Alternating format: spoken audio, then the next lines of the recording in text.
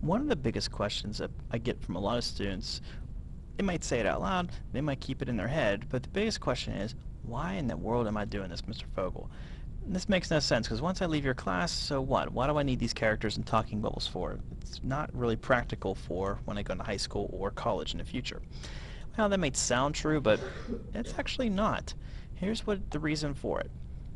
What you can do is if you go back into your master slide here, right now this is basically just one giant box. If I right click, order, send to back, I still have my text boxes underneath. Remember those text boxes you deleted way back when?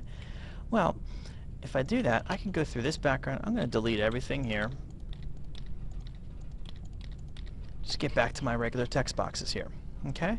Watch what I can do with all this stuff. Click to add master title style. If I close master view, go back into my regular PowerPoint, you'll see I have all those backgrounds where I used to have them, and I just deleted the other one. If I just wanted to start from scratch and just get rid of everything I have here, even the try agains, the yes and no buttons, just basically start with a fresh, clean plate.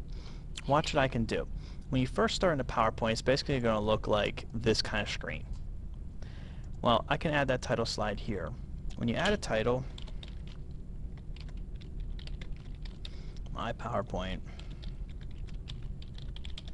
by myself, okay, etc., etc. Lots of fun. Now, when you normal PowerPoint, you get to add a title with bulleted text for most things.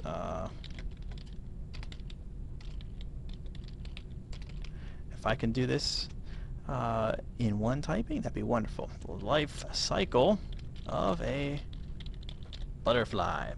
And stage 1, it's there, so I'm just putting stuff in just for whatever. Stage 1, this is what it does.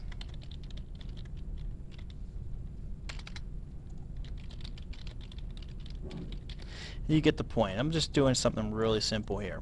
Now, here's the fun part. If I go back into my master slide here, I can keep this background, that's lovely, but I'm going to delete it and make my own. Click to add it master's title style. If I go and change this to Algerian, click close master view, watch this. Everywhere where there was a title is now been set to that Algerian font, except for this one. The reason why that one hasn't been chosen is because that one is currently set to this background, so I need to change this one also to Algerian. And there you go. Another thing you can do is maybe I can add maybe a red bar across the line. Who knows why? Maybe it's something to separate the title style. Maybe I want to add a circle down below just for effects. The possibilities are endless. And if I close the master view, you'll see that here's my title slide, my PowerPoint, life cycle butterfly. You can make it your own. Okay? If you just go back into the master slide, if you want, you can insert some clip art, maybe a butterfly picture or something like that.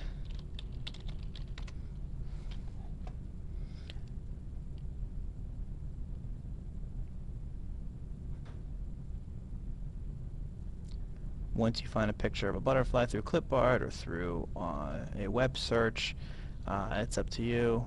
That's lovely. Okay, once I close the master view, there you go. Now that background's in the bottom there. So that's a nifty little thing that you can do with this. But I'm going to click on File, New. I'm going to create a new PowerPoint here. Blank presentation. And watch something else that can happen. If I press Design right here, you can also, you have the pre-built-in backgrounds that Microsoft PowerPoint likes to put in there, and a lot of teachers like to put in here. This is the one I like to pick on the most. But check this out. This is the best part. If I go into View, Master, Slide Master, yes, you can edit this background. This shape right here is just an auto shape. If I want to change it to lime green instead, that's wonderful. If I don't want a blue crayon, I can change that to, I don't know, a dark red crayon. Okay? Lots of really cool stuff you can do with this. This is all part of clip art. Okay? Clip art, yes, is actually just basically auto shapes grouped together. If you take a piece of clip art, right-click, grouping, and ungroup it, I ungroup that clip art there. So now I can move the red part out of the way.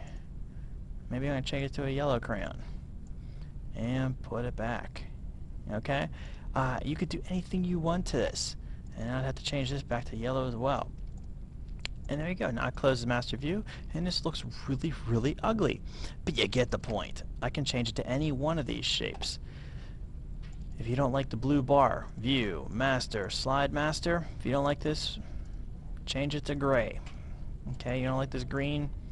Well, the reason why I couldn't do that is because really this is just grouped AutoShapes. If I ungroup it, there you go. Now I can change it to anything I want. You can make it anything you want, and voila, you now have a really cool thing. Even this, most of these backgrounds are able to be edited. This is just AutoShapes using various fill effects. So there's lots of options you can do, and you can make these backgrounds your own. If you like these squares, that's lovely. View, master, slide master, go into the squares, change the colors of the squares, move this up, put another picture of yourself on here. And that way your picture is going to be on all the title slides. There's lots of really cool things you could do with this. This is not just set to making characters and action buttons and all that kind of stuff. So I hope you really did learn something new, and it's definitely a lot of fun.